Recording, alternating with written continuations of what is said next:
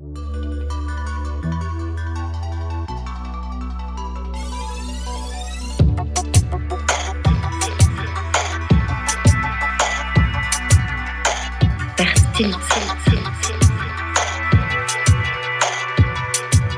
Fertile. S'engager, ça veut dire quoi au juste ? Ce mot a autant de significations possibles que d'être humain pour en parler. L'engagement au service de la transition, ça peut faire peur, mettre la pression, ou au contraire galvaniser, rassembler. Et toi, t'en penses quoi au juste ? Qui es-tu ?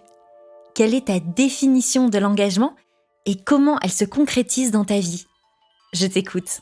Je suis curieuse de ce que tu vas me raconter et j'ai bien l'impression que je ne suis pas la seule. Bonjour, je m'appelle Emma Palocchi, j'ai 25 ans et je fais de la RSE, donc je travaille dans des entreprises pour les aider à changer leur modèle de fonctionnement et intégrer des dimensions sociales et écologiques dans leur manière de faire du business. Et puis, je m'engage aussi dans des enjeux plus associatifs pendant ma deuxième partie de semaine. Moi, j'ai grandi en banlieue parisienne, dans le 92, qui est une ville hyper vivante, très culturelle. Donc, j'ai vraiment eu la chance de pouvoir très vite baigner dans plein de formes de culture, d'évoluer avec des amis qui sont artistes aussi, et pas mal sportifs. Et donc, il y a toujours eu une grande dynamique. J'ai fait mes études à Paris. Je suis partie un peu à l'étranger, mais je suis vraiment une banlieusarde pure souche. Ce qui me fait sentir vivante, c'est de me réveiller en sachant que je fais quelque chose qui a du sens pour moi et qui contribue à essayer de créer un monde plus juste, plus heureux. Mais je crois que le moteur, en tout cas, c'est vraiment la joie. Enfin, globalement, il n'y a pas beaucoup de moments, à part mon réveil, quand je me réveille le matin, qui est un peu le moment le plus dur de ma journée, ce qui est un petit peu dommage vu que c'est le premier. Enfin, c'est toujours la joie, quoi, qui est un peu mon driver, qui me permet d'avancer, qui permet aussi de faire avancer cet engagement. Je sens que par la joie, j'arrive à être plus engagée aussi. Mon engagement, il se matérialise à la fois dans une sphère très professionnelle, donc c'est pourquoi je suis rémunérée, et dans une sphère plus associative. Dans la sphère professionnelle, je suis responsable RSE pour des hôtels à Paris. Donc j'opère sur 5 hôtels et ce que je fais, c'est que je mets en place une stratégie RSE qui comprend à la fois des enjeux très sociaux, donc comment on prend soin des salariés qui travaillent pour ces hôtels-là, donc la qualité de vie au travail, la montée en compétences, la formation, l'inclusion, la diversité, comment on s'ancre dans notre territoire. Aujourd'hui, on a des hôtels qui sont implantés dans une ville ou dans un arrondissement. Comment en fait ils viennent faire société avec tout le quartier, que ce soit des associations, les institutions publiques, des entreprises. En fait, comment on partage la richesse à la fois des compétences qu'il y a dans l'hôtel, de l'argent qui est généré, de l'activité, de notre cœur d'activité, avec des personnes qui en ont besoin et on répond à des besoins. Et enfin, sur la dimension écologique, environnementale, où là, dans les hôtels, on va travailler sur comment on réduit le gaspillage alimentaire, comment on opte pour des modèles plus sobres énergétiquement, en consommation d'eau, comment on fait évoluer l'alimentation vers une alimentation plus durable, et comment on éveille à la fois les consciences des collaborateurs et des clients. Et qu'en fait, on crée une dynamique commune de, en fait, ça ressemble à quoi l'hôtellerie de demain. Et quand je parlais de joie tout à l'heure, moi je forme des personnes, donc là j'ai formé plus de 400 collaborateurs et collaboratrices parce que je me suis rendu compte que si je passe beaucoup de temps et que je mets de l'énergie à former ces personnes, à globalement les enjeux du réchauffement climatique, leur place en tant que citoyens, comment en fait ils peuvent s'engager en tant que citoyens et surtout le rôle qu'ils peuvent avoir dans l'entreprise. En fait, comment derrière toutes les actions vont beaucoup plus rapidement et ont beaucoup plus d'impact parce que derrière, c'est des idées qui sont proposées par ces personnes, donc elles y trouvent du sens. Et c'est plus moi qui arrive et qui dit hey, coucou, venez, on met en place ça. C'est eux qui viennent me voir pour me dire Emma, j'ai pensé à cette chose-là, je suis hyper partante pour travailler dessus. Qu'est-ce que t'en penses ? Par exemple, jeudi, une personne qui vient me voir et qui a suivi cette formation et elle me dit Je voulais t'écrire un message, mais maintenant que je te vois, je peux te le dire en face. Ça fait 1 mois que j'ai fait la formation. T'imagines pas l'impact que ça a eu sur ma vie, dans mon quotidien. J'ai regardé des documentaires, j'ai réduit ma consommation de viande et de poisson. Je me renseigne énormément sur comment je pourrais m'engager. Et elle a fini par sa phrase. Elle est pas française et donc elle a dit What you've done means something. Et là, j'étais là, je me disais putain, mais si. Et il y en a à peu près une par session qui me dit ça, qui revient vers moi et qui me dit t'as créé quelque chose, il y a quelque chose qui s'est réveillé en moi. Et donc du coup, ils sont pas forcément encore dans l'action dans l'entreprise, mais par contre, c'est des citoyens et des citoyennes qui, ça y est, il y a une graine qui a été plantée, ils sont en train de l'arroser. Et en action concrète qui a émergé au sein de l'hôtel. Là, par exemple, la semaine dernière, je suis dans un hôtel et il y a une femme qui me dit, moi, je travaille sur une asso avec des femmes et des femmes monoparentales, donc qui ont des enfants qui ont vécu des gros traumatismes. Et elle organise un événement avec cette asso et elle me dit, j'aimerais beaucoup proposer à des salariés de venir faire du bénévolat sur cette journée-là, d'organiser une collecte d'habits de puériculture ou ce genre de choses. Est-ce que tu peux m'aider à le mettre en place? Et en fait, moi, je deviens juste une entremetteuse de, ok, ils ont des idées et je fais juste en sorte que ça se produise. Et derrière, on les valorise, on fait un post sur l'intranet et je vois que le post qu'on fait quand c'est eux qui proposent, ils ont beaucoup plus de vues, beaucoup plus de commentaires que si c'est moi qui avais dit, il y a ça qui a été mis en place. En fait, le fait que ça vienne des salariés, derrière, les gens se disent, ok, moi aussi, en fait, je peux proposer, quoi. Ce qui fait que je me sens vraiment bien aujourd'hui dans mon travail, c'est que j'ai pas été imposée à ma direction. C'est-à-dire que en 2020, j'ai fait un stage dans un de ces hôtels-là, où je devais mettre en place la stratégie RSE de l'hôtel, dans le cadre de son ouverture.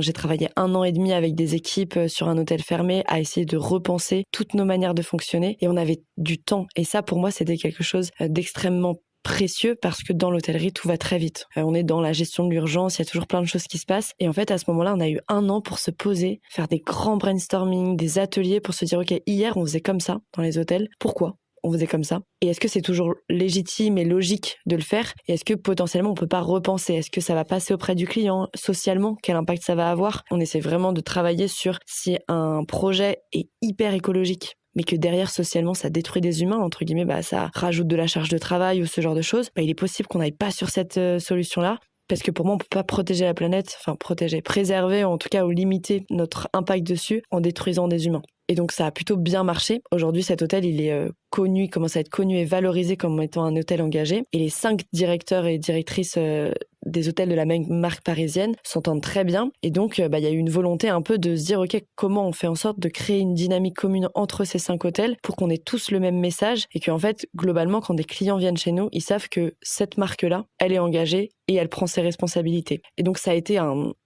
accord commun de ces 5 personnes de dire, ok, nous, on a envie de créer un poste et de mettre 1/5 de mon salaire sur la table pour créer une dynamique. Donc en fait, moi, je suis arrivée dans un contexte où j'étais attendue et les gens, ils avaient envie que je sois là. Et aujourd'hui, moi, je ne reçois pratiquement aucune pression. J'ai personne qui me bloque. Au contraire, j'ai des personnes qui ont voulu que je sois là et qui sont là à me pousser à me dire, ok, comment on fait, comment on y va. Et le fait qu'il n'y a pas d'expertise mes supérieurs sont pas des experts de la RSE. En fait, c'est plus, je propose, on échange, eux, ils ont leur vision d'un hôtel et puis on essaie de voir ce qu'on peut mettre en place. Et ça, c'est quelque chose qui est hyper agréable parce que du coup, moi, j'ai le sentiment de pas faire de la RSE pour faire joli. C'est-à-dire que les personnes n'avaient aucune obligation à créer ce poste, à mettre de l'argent dessus.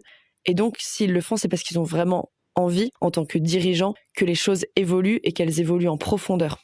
Moi, il y a quelque chose que j'ai remarqué dans les actions à mettre en place concrètes, parce que là, du coup, je fais un peu des beaux discours, mais concrètement, qu'est-ce que ça veut dire? Quand je suis arrivée dans cette entreprise, j'étais vraiment focalisée sur les enjeux écologiques.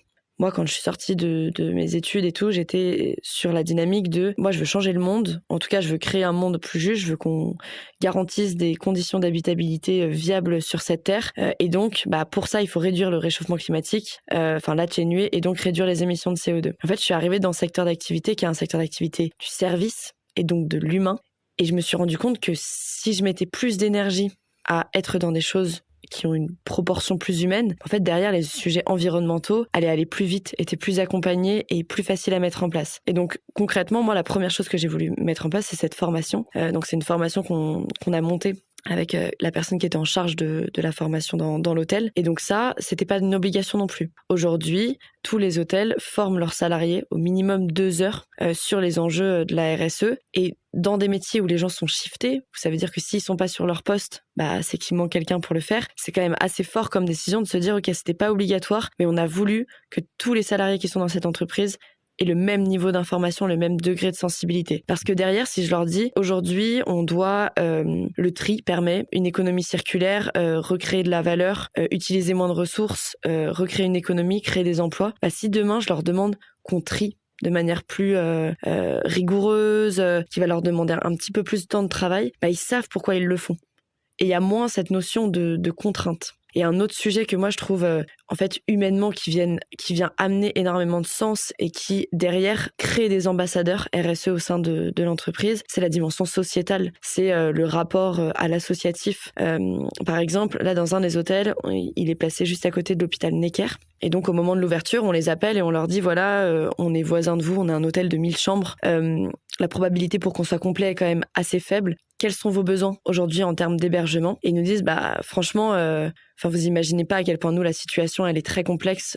On a du personnel en moins parce que globalement le système de santé va mal, donc on est obligé de fermer des lits. Et aujourd'hui, il y a des familles qui viennent pour hospitaliser leur enfant, soit dans l'urgence, soit prévues, et qui s'endettent parce qu'elles n'ont pas les moyens de vivre à Paris, parce qu'elles viennent d'autres endroits en France, d'autres endroits même dans le monde, parce que Necker est un hôpital très réputé. Et donc en fait, c'est des familles qui font des prêts à la consommation pour pouvoir se loger juste à côté de l'hôtel. Et donc nous, ce qu'on a dit, c'est nous, on a des chambres globalement disponibles. On va pas perdre de l'argent, mais par contre, on vous propose de vous les faire à prix coûtant.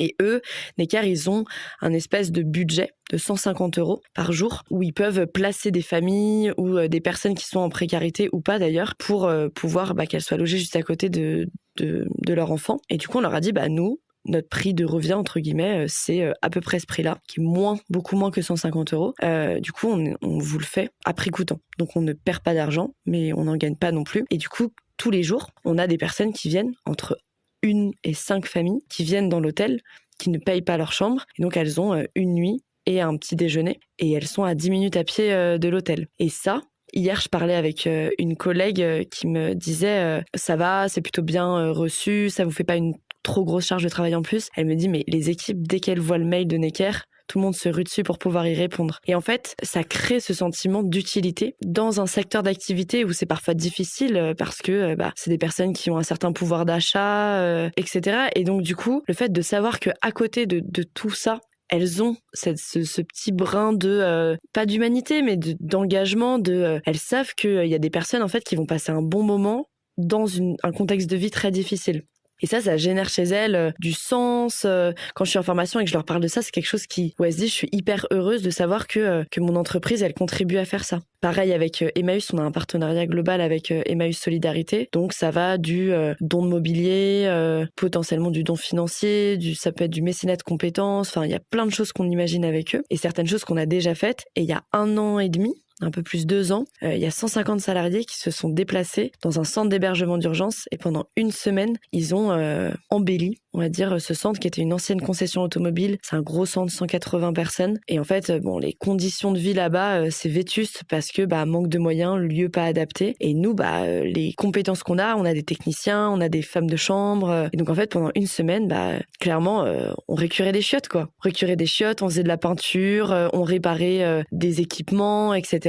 Et quand je suis revenue 1 an et demi après dans ces hôtels, après avoir fait une pause, la première chose qu'ils m'ont dit, c'est quand est-ce qu'on y retourne?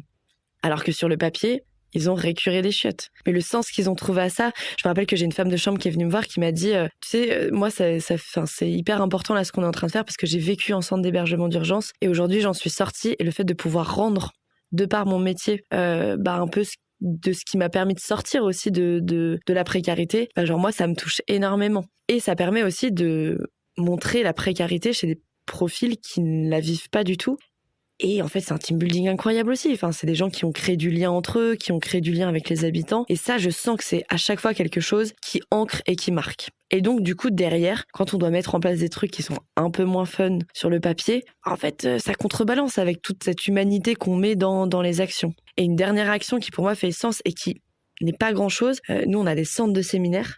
Et c'est des centres de séminaires qui tournent principalement la semaine. parce que c'est des entreprises qui viennent. Et du coup, avec certains des hôtels, là, certains l'ont déjà fait, on est en train de mettre en place un système où en fait on met à disposition ces espaces gratuitement pour des assos le week-end. Alors c'est une configuration assez simple, hein. Enfin, le but c'est de pas mobiliser des gens de l'hôtel et de pas rajouter de la charge de travail trop importante pour les salariés qui font déjà des métiers très physiques. Et du coup, pour moi, ça fait partie de notre rôle sociétal. Aujourd'hui, il y a des assos qui ont des besoins. Dans Paris, c'est aussi hyper difficile de trouver des espaces, des salles gratuites, etc. Et du coup, pour moi, c'est aussi faire rencontrer des mondes associatifs avec des mondes de l'entreprise. Et les entreprises, enfin les salariés, eux, au début, c'est un peu l'étonnement, mais pourquoi on fait ça ? Quand ils comprennent que, en fait, ça fait partie de notre rôle sociétal. Et des assos qui se disent, j'aurais jamais pensé qu'une asso fasse ce genre de choses. Et donc, s'il y a des réticences d'un côté et de l'autre, en fait, en agissant comme ça, en se rencontrant, mais pas trop non plus, en fait, on se rend compte qu'on peut aussi très bien faire vivre, entre guillemets, le capitalisme avec la sphère associative, avec potentiellement des sphères un peu plus engagées, un peu plus militantes. Moi, quand j'ai repris ce travail, on m'a demandé c'était quoi mes prérequis. Et mon prérequis, c'était de travailler que 4 jours par semaine parce que j'ai d'autres engagements associatifs et je voulais pouvoir garder du temps au-delà du samedi-dimanche pour pouvoir m'engager dedans sans être en burn-out. Et au début, ça a été des échanges, ils étaient pas hyper partants. Et finalement, 3 semaines plus tard, donc j'ai dû faire tout un explicatif de pourquoi j'avais envie de travailler que 4 jours, c'était quoi mes engagements à côté, dans quoi je m'investissais, qu'est-ce que ça m'apportait. Et ils m'ont rappelé 3 semaines plus tard, alors que je m'attendais à ce qu'ils me disent non, et ils m'ont dit ok, on est partant de t'accompagner. Enfin, on trouve que ça fait sens. Et en fait, moi, j'ai besoin de l'associatif parce que je crois que j'ai besoin de faire du sens aussi sans être rémunérée pour ça, enfin, de faire quelque chose qui fait du sens et où j'ai le sentiment que ça contribue à quelque chose de positif sans être rémunéré pour ça. Et surtout, ça nourrit énormément mon engagement d'être dans l'associatif, dans ma sphère plus professionnelle. Et je sens en fait que le militantisme vient toujours me remettre en question et me questionner sur pas mal de choses dans l'entreprise.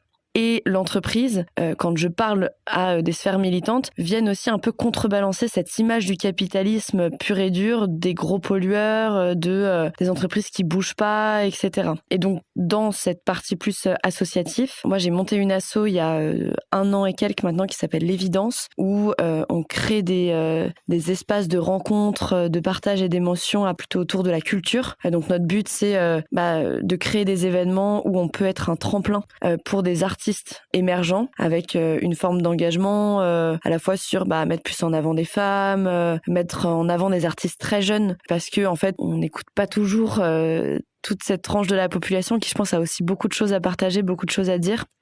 Et donc de pouvoir être un espace où ils peuvent se produire sur une scène avec 200 personnes par exemple, qui est quand même bien pour des artistes qui ont 18-19 ans, et de vraiment créer des espaces de joie, quoi, des espaces de rencontres, des espaces qui font du bien, où en fait on est là en train d'écouter de la musique et on se dit c'est bon d'être vivant, quoi. Donc ça, c'est la première partie très très artistique. Ensuite, je fais partie d'un collectif qui s'appelle Le Bruit qui court, qui est un collectif qui rassemble une communauté de 200 personnes qui sont à la jonction entre des artistes et des activistes et qui avaient besoin, après avoir fait des manifs, signé des pétitions, fait de la désobéissance civile, de créer des espaces de joie militante qui suscite l'engagement à travers l'émotion. Donc ça passe par la création d'une pièce de théâtre sur la démocratie, une performance dansée, une vélorution, enfin, il y a plein d'événements. Et moi dedans, je fais à la fois de l'animation de communauté et de la coordination sur un projet qui s'appelle la Magma, qui est une déambulation artistique qui reprend un peu les codes de la manif, mais de manière très esthétique, artistique, joviale et joyeuse. Et dans mes autres activités, j'accompagne aussi une boîte de prod musicale qui a été montée par un ami à moi qui a envie de mettre la RSE au cœur de son entreprise. Et donc c'est une boîte qui vient de naître. Et le but, c'est de l'accompagner à comment en fait on met en place la RSE dès ses débuts dans une industrie qui est encore très loin de ses enjeux de quelle est en fait la responsabilité sociale, sociétale, environnementale de l'industrie musicale, et donc de venir commencer à planter des petites graines à petite échelle. Je sens que j'arrive en tout cas à trouver des choses où j'ai de l'impact à très grande échelle. Là, sur les hôtels, j'ai une capacité d'impact par exemple de 1000 personnes en interne, et en même temps de le milieu associatif, en fait, ça me permet de laisser libre cours à ma créativité, à mon côté un peu artiste que j'assume pas toujours ou sur lequel je me sens pas toujours légitime. Et en fait, je sens que mettre de l'artistique dans ma vie vient mettre aussi de l'artistique dans le professionnel et fait en sorte que au lieu d'être sur une conférence où je parle de choses très solennelles, en fait, ça devient limite un spectacle, un jeu, quelque chose d'hyper vivant. Et donc forcément, si je suis en face de salariés, je leur dis mais venez, ça va être trop génial, on va mettre en place ce projet-là et on va avoir un impact de ouf. À la fin, potentiellement, il y a peut-être une dizaine de personnes qui va se dire ok, moi je veux faire partie de ce genre de choses, quoi. Moi, je pense que j'ai toujours eu une âme un peu de justicière. Ce qui est paradoxal parce que j'étais aussi un peu une peste à l'école. J'étais pas toujours hyper bienveillante. J'ai beaucoup travaillé là-dessus depuis. Mais j'ai toujours eu quand même un peu cette âme de justicière. J'ai le souvenir quand j'étais en primaire qu'un jour, j'étais hyper énervée parce que le terrain pour jouer de foot était utilisé uniquement par des garçons pour jouer au foot. Et en fait, moi, j'avais jamais trop le droit d'aller sur le terrain de foot parce que c'était les garçons qui jouaient. Et un jour, je me suis rebellée, je me suis dit, mais en fait, je suis plus d'accord avec ça. Et donc, j'ai été chercher quelques copines et je leur dis, ouais, venez, on fait la révolution dans la cour et on dit que, en fait, on veut que ce terrain serve à autre chose que faire du foot et surtout que les filles puissent y aller. Et je me rappelle qu'on marchait comme ça dans la cour et on disait, une seule solution, c'est la révolution. Et du coup, on levait le bras et on disait, qu'est-ce qu'on veut? Pouvoir jouer sur le terrain, etc. Et je me suis fait convoquer par mon directeur qui m'a dit mais Emma, tu peux pas faire ça. Je dis bah oui, mais en fait nous on a le droit aussi, c'est pas que pour les garçons. Et on avait réussi à avoir un jour par semaine où c'était interdit de faire du foot et on devait faire d'autres jeux, donc on faisait des balles aux prisonniers, d'autres jeux. Et c'est marrant parce que c'est revenu très tard, genre un jour quand on m'a parlé c'est quoi ton engagement, d'où il vient, j'ai ce truc qui est revenu un peu de révolutionnaire à 8 ans. Et sinon vraiment mon engagement sur les questions de justice sociale et climatique, vraiment climatique, il est arrivé au lycée. Mon premier combat c'était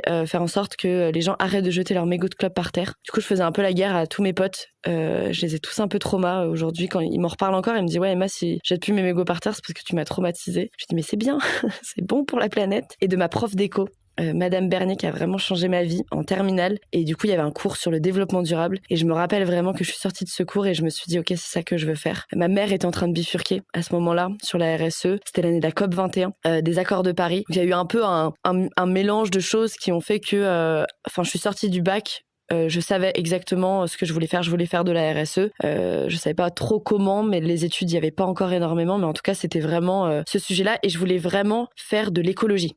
Pas dans un contexte très scientifique, mais c'était vraiment le côté environnement. Et aujourd'hui, je pense que dans mes activités, je passe 80 ou 70% de temps à faire de l'humain, plutôt sur créer, susciter des envies d'agir, de changement, etc. Et 30-40% d'écologie pure dans la sobriété énergétique ou la lutte contre le gaspillage alimentaire, quoi. Ma définition de l'engagement, c'est se réveiller le matin avec le sentiment de contribuer à créer un monde plus heureux. Moi, je suis vraiment hyper attachée au bonheur, quoi. J'ai grandi, j'ai eu la chance de grandir dans un contexte familial, économique, social, sain, heureux. J'ai été hyper bien entourée. Et en fait, je sens que j'ai besoin d'utiliser cette force-là parce que je sais qu'elle a pas du tout été donnée à tout le monde, qui m'a forgé une certaine aisance relationnelle, confiance en moi. En fait, j'ai envie que les gens vivent ça aussi et qu'ils se disent putain, mais... Et du coup, ma manière de m'engager, c'est de susciter de la joie et qu'en fait, quand j'arrive le matin, il y a quelque chose qui se passe ça fait du bien en fait de travailler là-dessus pour moi, pour la société. Moi, l'engagement pour moi, c'est vraiment à la fois assez pas égoïstement, mais personnellement de me réveiller le matin en me disant que je contribue à créer quelque chose de bien. Et que globalement ce quelque chose de bien a un impact positif sur les gens qui me côtoient ou peut-être les gens que je connais même pas, quoi. Il y a beaucoup de personnes qui m'inspirent globalement dans la vie. Il y en a deux vraiment que j'adore. La première, c'est Swan Périssé, une humoriste écoféministe, je dirais, qui est brillante, qui arrive à faire passer énormément de choses sous l'humour et sous l'émotion. Moi, j'ai été voir beaucoup de ses scènes, ses spectacles. Je trouve que c'est une femme brillante et qui arrive à rendre hyper sexy et hyper fun le monde d'après. Le réchauffement climatique, le sexisme, toutes ces choses-là, et qui a vraiment un discours à la fois elle dénonce, mais mais surtout elle donne envie de faire autrement. Et la deuxième personne qui m'inspire, que j'ai découverte, que je connaissais de nom, mais que j'ai vraiment découverte il y a pas longtemps, c'est Marie Saint-Filtre. Elle m'inspire énormément pour son culot, quoi. C'est vraiment une personne, elle a fait Sciences Po, elle a fait l'ENA, elle devait être dans les hautes fonctions politiques. Et puis un jour, elle a dit, en fait, moi, j'ai envie d'être comédienne et de faire de la scène. Et je trouve que l'impact qu'elle a sur moi est assez ouf dans ma capacité à me dire, ok, bah, j'ai envie de faire ça, ok. Bah, demain, je me lève et j'essaye de faire ça. Et je la trouve aussi hyper engagée, très politique, et en même temps tellement je m'en foutiste, et elle va au bout du truc, quoi. Et je trouve que c'est deux femmes qui, à la fois, en fait, cumulent le fait d'être hyper badass, d'être drôle, d'être politique, et de susciter chez les gens une profonde émotion et potentiellement des déclics. Où est-ce que je me projette ? Je crois que j'essaye de faire des par cap dans où est-ce que je me projette, donc dans des visions à peut-être 5 ans, tu vois. Je fais 5 années par 5 années. Là, aujourd'hui, je me sens hyper à ma place dans toutes les activités que j'ai, dans mon travail. J'ai envie d'évoluer, d'avoir un peu plus d'impact, potentiellement plus d'hôtels aussi avec qui travailler pour vraiment créer des dynamiques communes. Je me sens encore quelques années là, dans l'entreprise dans laquelle je suis, je sens que je suis à ma place et que j'ai l'opportunité de pouvoir aller plus loin. J'ai envie de faire de la scène, plus de scènes, que ce soit sur des scènes engagées ou des scènes artistiques. Je sens que c'est quelque chose qui me nourrit énormément. Et dans le côté d'être maîtresse de cérémonie, ce que j'ai commencé un petit peu à faire, j'aime cette partie à la fois d'être sur scène et en même temps de mettre en lumière des personnes sur scène aussi. Pour moi, ça me permet d'avoir un bon équilibre de propager la lumière, quoi. Et là, je me sens dans un équilibre. Je me questionne sur la politique, les élections présidentielles, comment je vais trouver ma place, est-ce que j'ai envie de prendre une place. Mais pour l'instant, je sens que ma place, elle est là et elle le sera pour quelques temps encore. Et pour finir, si j'avais un conseil ou en tout cas un retour de ce que j'ai pu vivre ou d'expérience auprès d'une personne qui cherche sa voie, je dirais que c'est... j'ai pas d'autres mots qui me viennent que oser. Et ça, c'est Marie Saint-Filtre, encore une fois, qui m'a inspiré ça. Mais en fait, je me rends compte que depuis que j'ose plus, ça marche mieux. Depuis que j'ose dire aussi des prérequis ou des choses... je veux dire, être militante et travailler dans le capitalisme, parfois on peut se dire ça ne va pas du tout ensemble et ça peut faire peur.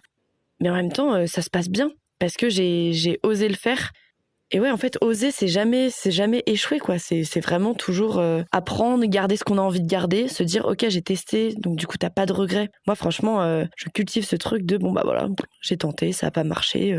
Quelle est la prochaine chose que je vais tenter, quoi. Et surtout, oser pour être ce que t'as envie de voir exister dans la vie. Moi, j'adore la citation de Gandhi de soyons le changement que nous voulons voir dans le monde. En fait, les moments où je me bloque, je me dis mais qu'est-ce que j'ai envie de voir exister dans ce monde ? Ok, faut que j'aille au-delà de un truc qui me bloquait.